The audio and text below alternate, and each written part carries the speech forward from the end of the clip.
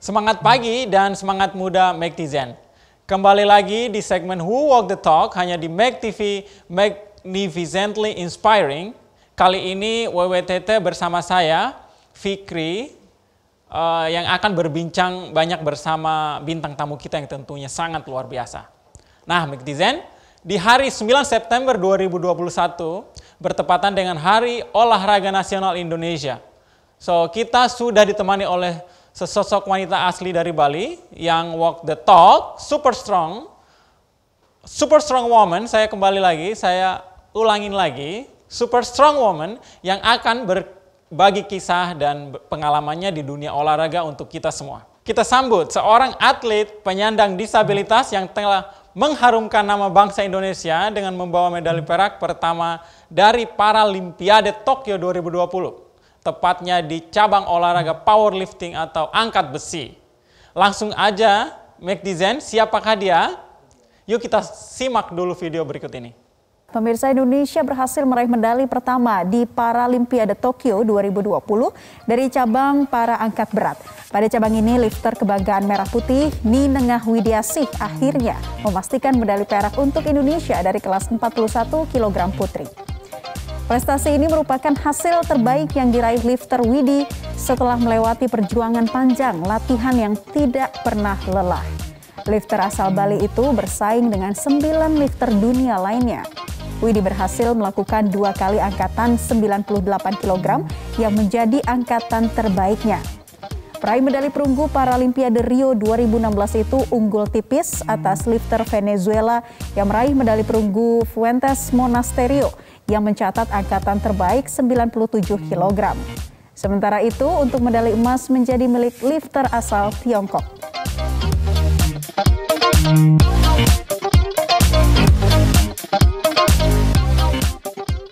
Ninengah Widiasih Angel. Halo, apa kabar Mbak Widya? Hai, saya baik. Apa kabar? Gimana Jakarta? Di karantina?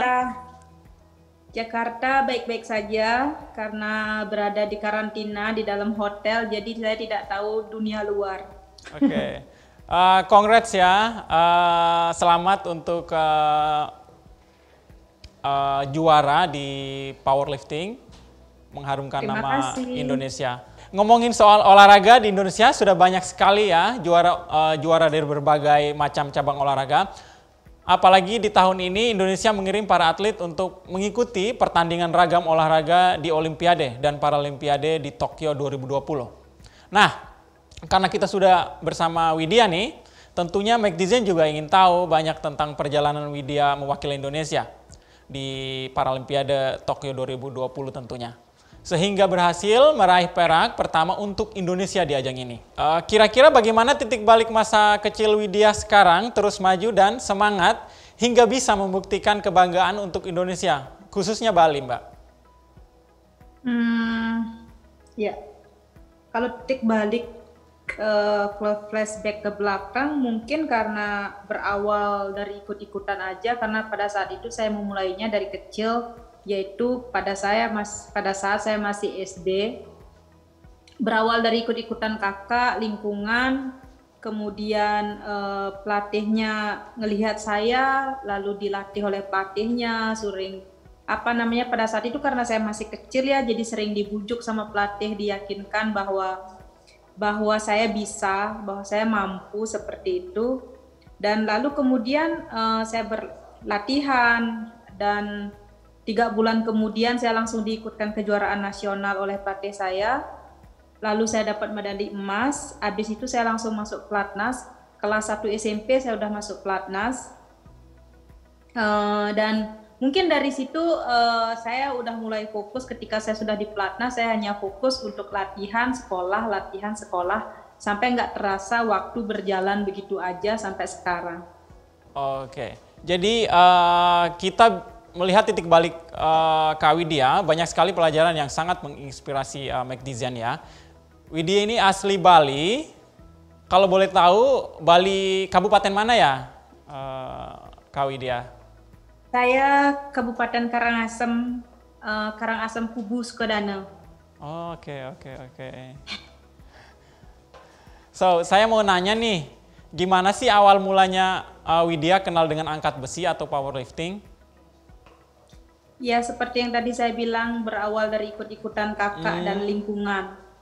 Jadi apa namanya, berawal dari sanalah saya mengenal yang namanya angkat besi ini, sampai saya apa namanya ikut kejuaraan, terus masuk pelatnas, sampai apa pertandingan yang dari tingkat nasional sampai internasional sampai detik ini. Oke. Oh, dari umur berapa ya, Kak Widya? Kelas 6 SD. Kelas 6 SD itu mungkin pada saat itu sekitar usia 12 atau 13 tahun 13 kali tahun ya. Cukup lama juga ya. Nggak nyangka ya semangat begitu besar. Katanya nih dulu Widya sempat menjalani latihan 2 bulan aja. Widya kemudian dihadapkan dengan kejuaraan nasional angkat berat tahun 2006 yang saat itu digelar di Bali. Gimana tuh ceritanya, Kak Widya? Ya itu cuman latihan biasa gitu, masih suka dipaksa ya latihannya karena pada saat itu kan saya masih kecil ya, masih SD gitu. Kalau saya lagi nggak mau, saya nangis gitu, suka dibujuk sama pelatih, dipaksa sama pelatih, diyakinin kayak gitu. Walaupun saya nangis tetap dilatih sama pelatih. Tapi bersyukur banget ya punya pelatih pada saat itu, sabar banget ngadepin saya, sabar banget ngelatih anak kecil yang pada saat itu masih kayak ogah-ogahan, tapi pelatih pada saat itu selalu sabar banget ngelatihnya kayak gitu. Lalu ikut kejuaraan, bertanding. Nah, mungkin berawal dari sana dimulainya. Mut-mutan ya dulu ya? Biasa anak kecil. Oke. Widya sempat merasa down nggak di awal? Karena kalau kita recheck di media nih, Widya mulai lumpuh sejak umur 3 tahun, artinya Widya sebetulnya terlahir normal. Apa benar? Iya, saya terlahir normal sama seperti anak-anak pada umumnya. Tapi ketika saya usia 3 tahun, tiba-tiba saya demam, panas, terus orang tua saya ngajak ke dokter, disuntik oleh dokternya, kemudian setelah disuntik itu saya tambah panas, lalu lemas, kemudian keesokan harinya saya sudah tidak bisa berdiri. Saya nggak bisa jalan lagi.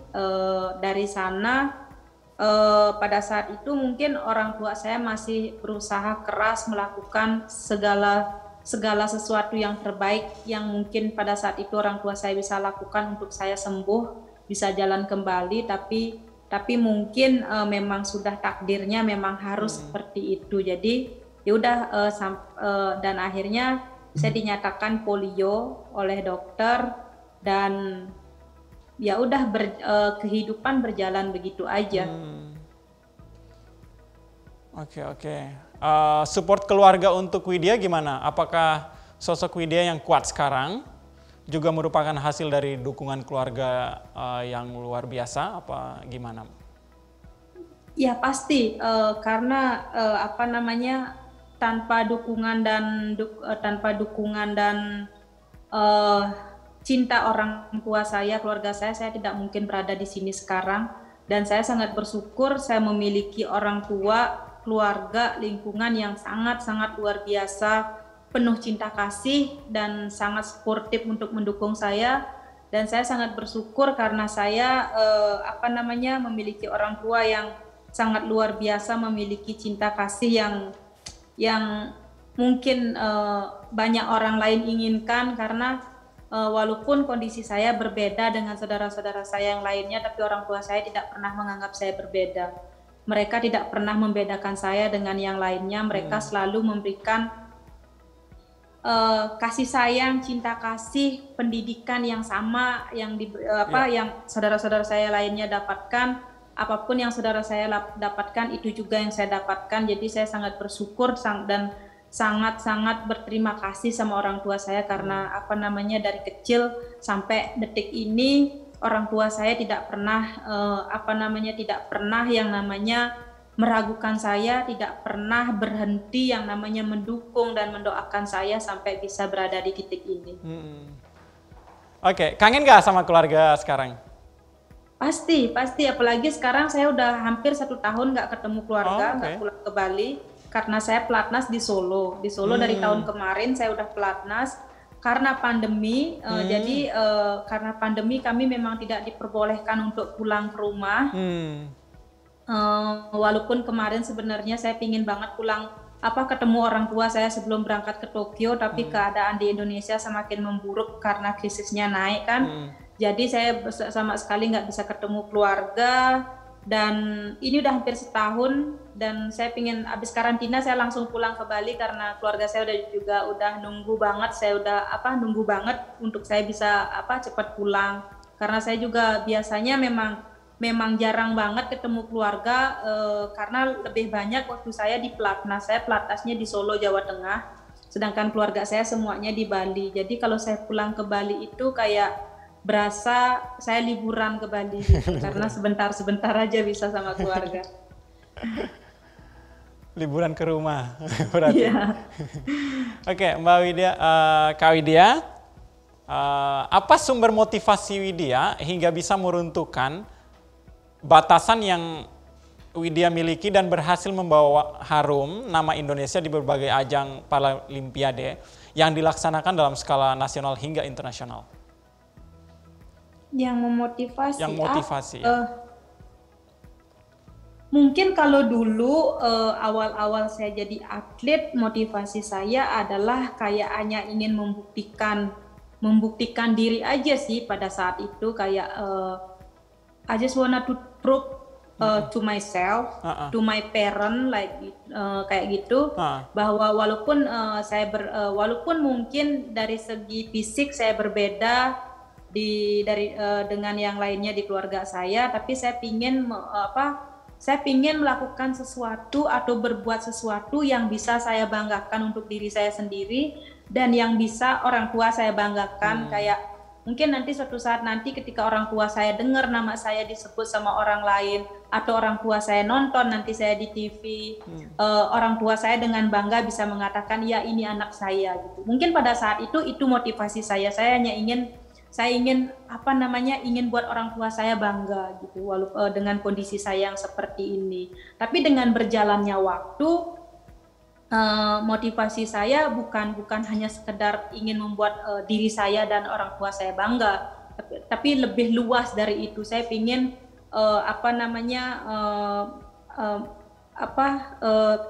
pingin berbuat sesuatu untuk Indonesia, kayak saya udah hidup nyaman di Indonesia kayak gitu. Jadi saya ingin melakukan sesuatu, ingin berbuat sesuatu yang bisa bahkan dunia memandang Indonesia, bahwa di Indonesia juga punya atlet yang hebat, walaupun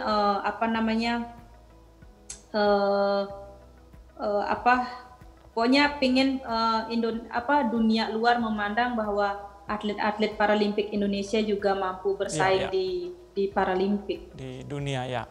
Iya. Oke. Memang ya sosok Nengah Widiasi ini adalah Wonder Woman. Meskipun diberikan cobaan di usia yang masih belia, masih ada saja kelebihan dan potensi yang ternyata terpendam dalam sosok Widya. Sebenarnya cabang olahraga yang ditekuni oleh Widya ini kan benar-benar ekstrim nih. Angkat berat. Beban yang diangkat bahkan bisa lebih dari 98 kg. Gimana perjalanan Kak Widya sendiri ketika latihan, misalnya cedera dan sebagainya, apa aja yang pernah dialami sih? Ya, yang namanya kita mainnya sama besi, cedera itu udah biasa. Apalagi kami sebagai atlet, cedera itu kayaknya udah menjadi bagian dari perjalanan kami sehari-hari. Dan saya juga udah mengalami beberapa kali cedera. Dari beberapa tahun belakang ini saya memang beberapa kali cedera, dan cederanya itu kambuh-kambuh gitu. Ini sekarang saya ngerasa nyaman, entah nanti beberapa hari kemudian tiba-tiba kumat lagi, tiba-tiba bahu saya bengkak, tiba-tiba punggung saya bengkak, tiba-tiba ini tegang semua, saya nggak bisa noleh ke samping, ke kanan, ke kiri kayak gitu. Itu menjadi udah hal yang biasa. Tapi Mungkin apa ya?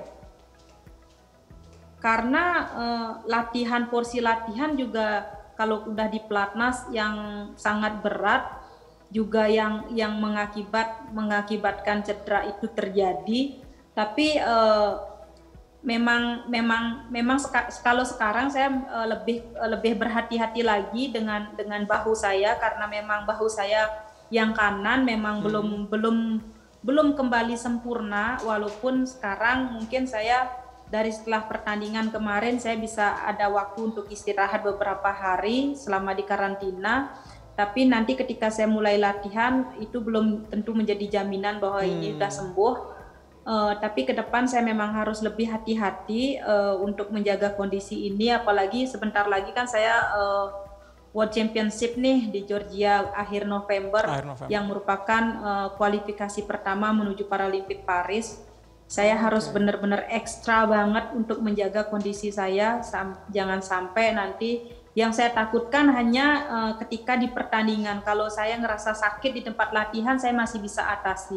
Seperti kemarin 2 minggu sebelum berangkat ke Tokyo, saya juga ngerasa sakit banget, bengkak banget bahu saya. Tiap hari saya terapi kayak gitu. Tapi saya masih tetap yakin dan optimis sama diri saya, karena saya bilang nggak apa-apa saya ngerasain sakit di tempat latihan, tapi yang penting jangan sakit di saat saya pertandingan, itu aja. Jadi mungkin harus lebih berhati-hati aja. Oke. Berarti ketakutannya tapi nggak berlebihan juga ya, berarti ya harus tetap kontrol. Iya. Luar biasa sekali ya, saya sangat bangga Bali punya sosok Nengah Widiasi ini. Selain ulet dalam berlatih, Widya pun merubah kekurangannya menjadi kelebihan yang sangat luar biasa. Nah, kita lihat yuk pencapaian apa saja yang berhasil diraih oleh Widya sejak meniti karirnya sebagai atlet di tahun 2006. 1. Emas Kejurnas di Bali pada tahun 2006. Kedua, perunggu ASEAN Para Games di Thailand tahun 2008. 3. Perak ASEAN Para Games di Malaysia pada tahun 2009. Keempat, emas ASEAN Para Games di Solo tahun 2011. Kelima, perak Asia Open di Malaysia pada tahun 2013. Keenam, emas ASEAN Para Games di Myanmar pada tahun 2013. Ketujuh, perak ASEAN Para Games di Incheon pada tahun 2014. Kedelapan, perunggu Paralympic Games di Brasil pada tahun 2018. Kesembilan, perak ASEAN Para Games di Jakarta pada tahun 2014. Dan terakhir, perak Paralimpiade Tokyo. Paralimpiade Tokyo 2020 sempat ditunda untuk dilaksanakan pada 2020 lalu akibat pandemi COVID yang melanda dunia. Dengan pengendalian protokol kesehatan yang sangat ketat, akhirnya Olimpiade Tokyo 2020 dan Paralimpiade Tokyo 2020 berhasil dilaksanakan di Tokyo sejak 24 Agustus hingga 5 September 2021. Selama 2020 itu berarti Widya sempat vakum juga ya mengikuti ajang Paralimpiade begini. Iya, jadi tahun 2020 kemarin semua kejuaraan kualifikasi itu postpone atau cancel. Banyak yang cancel dan postpone ke tahun 2021. Tapi saya tetap latihan, latihannya tetap berjalan terus. Sempat latihan dari rumah juga selama kurang lebih waktu awal-awal pandemi masuk dan Paralimpik Tokyo dipospon ke tahun ini. Itu kami memang sudah di pelatnas, lalu kami dipulangkan semuanya. Kami benar-benar saya hanya latihan di rumah dengan menggunakan alat seadanya kayak gitu. Kurang lebih saya di rumah 5-6 bulan. Lalu kemudian saya balik lagi ke pelatnas latihan. Karena pada saat itu kita sudah mendapatkan jadwal yang pasti bahwa bahwa Olimpik dan Paralimpik tidak ada penundaan lagi dan semua kualifikasi bisa dimulai lagi dari awal tahun 2021. Jadi saya fokus lagi latihan di Platnas untuk persiapan kualifikasi menuju Paralimpik Tokyo. Oke. Berarti latihannya itu lebih ke maintain apa gimana? Iya, kalau aku di rumah hanya ke maintain aja. Ke maintain kayak maintain kebugaran aja kali ya sama masa otot karena benar-benar karena di rumah kan juga tidak banyak hal yang bisa kita lakukan pada saat itu, apalagi pada saat pandemi masuk kan kita lagi parnonya ya, benar-benar parno banget, nggak berani kemana-mana, saya hanya di rumah aja. Udah gitu saya walaupun udah di rumah juga tidak boleh kemana-mana juga sama pelatih sama pengurus semua. Jadi saya memang benar-benar di rumah, latihan dipantau melalui online juga kayak gitu. Jadi hanya maintain aja sih pada saat itu. Oke. Pas di Paralimpiade Tokyo 2020 ini ngelihat lawan ada rasa grogi nggak atau gimana gitu?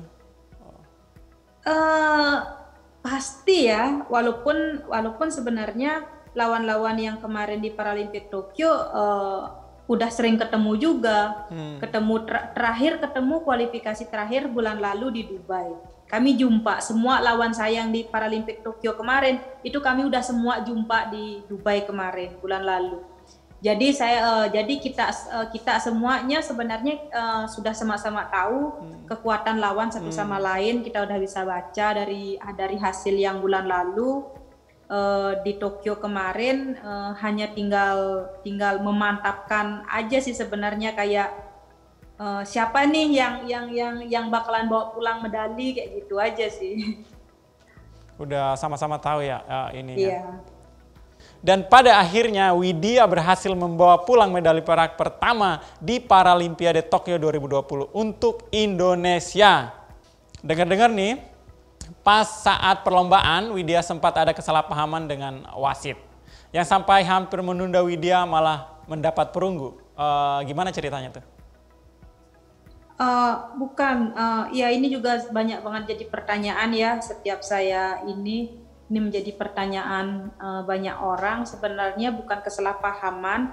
Itu adalah, dan semua atlet juga melakukan ini pada saat itu. Itu namanya challenge. Kita bisa challenge satu kali. Jadi di angkatan terakhir itu, di angkatan kedua sebenarnya saya udah dikasih merah, tapi pada saat itu saya tidak melakukan challenge karena saya sama pelatih saya ragu untuk melakukan challenge. Udah gitu, sebelum itu juga kami tidak berkomunikasi karena kami tidak menyangka bakalan di angkatan kedua itu saya di merah. Karena kan yang di pertandingan powerlifting itu tiga wasit utama di atas panggung dan di samping itu ada dewan wasit. Jadi dewan wasit itu juga dewan wasit juga menentukan. Dewan wasit itu kalau kita challenge, dewan wasitlah yang menentukan ini angkatan ini benar atau salah kayak gitu. Jadi pada saat angkatan ketiga saya sama pelatih ngobrol, saya bilang kalau nanti di angkatan ketiga sama kejadiannya seperti tadi di angkatan kedua, langsung aja lari ke dewan wasit minta challenge gitu. Kita karena sebelum-sebelumnya itu lawan-lawan saya juga udah banyak tuh minta challenge itu di angkatan kedua itu mereka udah pada challenge itu. Ada yang diterima, ada yang enggak gitu. Udah banyak melakukan challenge, tapi saya memilih challenge di angkatan terakhir. Lalu challenge itu di meja dewan wasit itu kan ada layar ya, kita bisa minta putar ulang angkatan saya di mana kesalahannya. Karena saya ngerasa tangan saya lurus-lurus aja, nggak goyang, nggak gemeteran kayak gitu. Lalu pelatih saya minta challenge, kemudian diputar ulang, ternyata tidak ada kesalahan. Akhirnya dewan wasit kasih saya putih. Jadi ya hampir kalau saya tidak minta challenge pada saat itu saya pulang bawa perunggu. Tapi karena pada saat itu saya minta challenge, akhirnya perak. Itu rasanya tegang banget, tegang luar biasa. Nggak tahu kayak luar biasa lah rasanya. Iya. Untuk ngambil challenge ya? Iya. Pernah nggak terpikirkan oleh Widya kalau akan menjadi atlet dan menang dengan membawa medali perak pertama untuk Indonesia?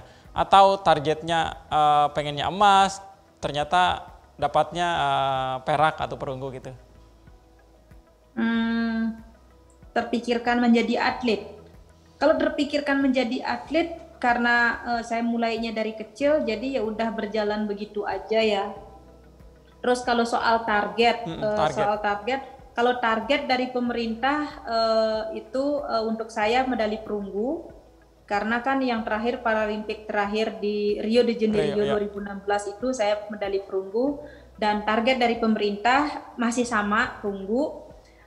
Tapi target pribadi saya memang perak, karena memang saya ngelihat dari masuk tahun 2021 ini memang dari hasil kualifikasi yang saya ikutin itu ranking saya berada di ranking 2 dunia, yang awalnya sempat ranking saya di kayak naik turun gitu di ranking 3, terus naik ke ranking 2, turun lagi ke ranking 3 kayak gitu. Tapi kemarin masuk tahun ini ranking saya itu tetap berada di ranking 2, dan kualifikasi terakhir kemarin di Dubai juga saya tetap berada di ranking 2 dunia. Jadi terus saya juga ngelihat lawan-lawan saya, oh ini yang bakalan masuk nanti di Tokyo, ini yang bakalan masuk, ini yang bakalan masuk. Oke, saya harus tetap pertahankan medali perak ini untuk Indonesia.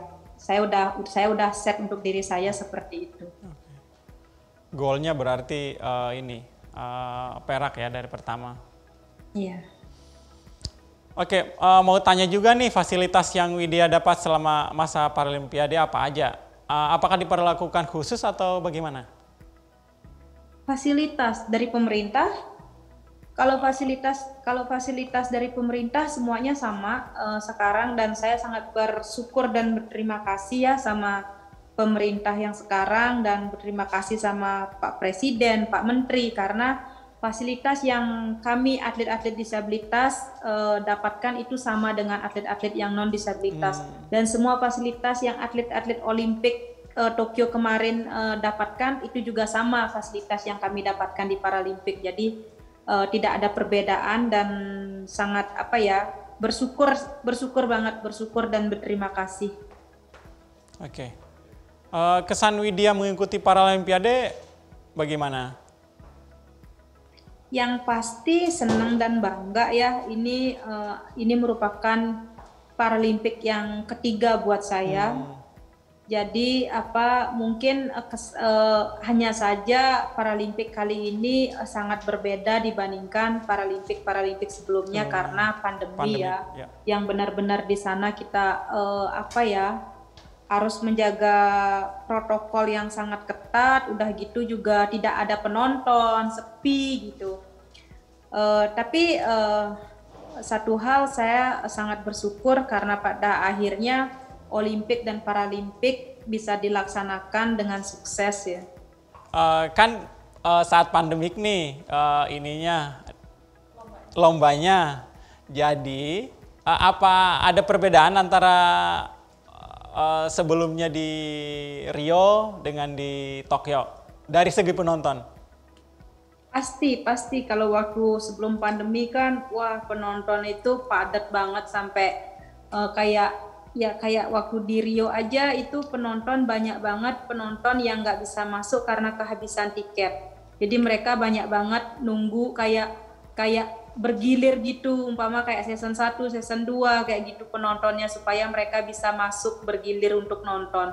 Tapi kalau waktu di Tokyo kemarin benar-benar sepi banget, kayak pertandingannya sunyi gitu.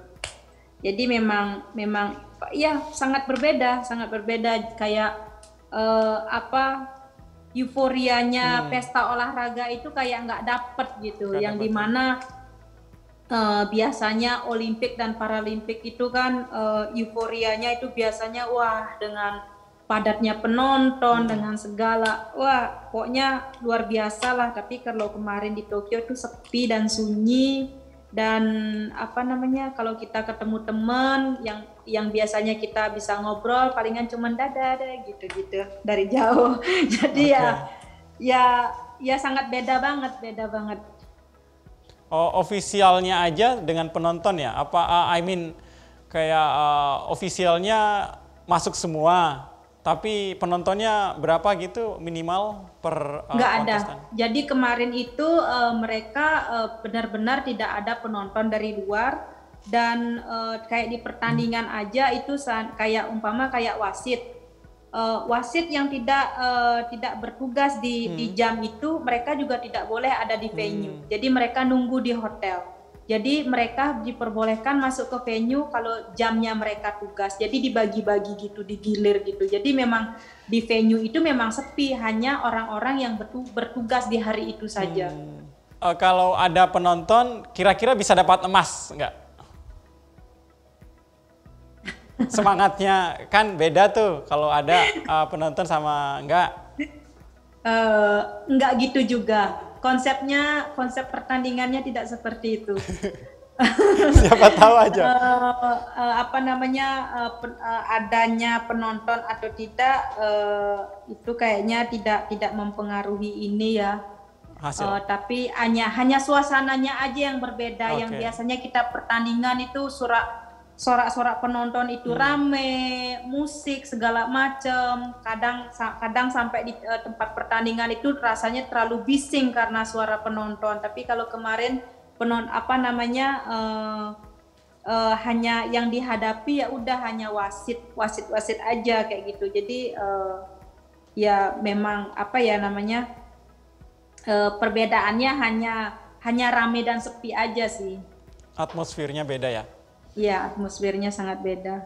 Satu hal sebelum kita tutup, apa vitamin or booster untuk anak muda Indonesia dan Bali khususnya untuk mengetahui jati diri sendiri, kemampuan yang dimiliki dan cara untuk mengembangkannya agar bisa berguna bagi nusa dan bangsa? Ini pertanyaan yang menarik ya. Yang pasti adalah kita sebagai generasi muda, katakanlah kita sebagai generasi muda ya, kita harus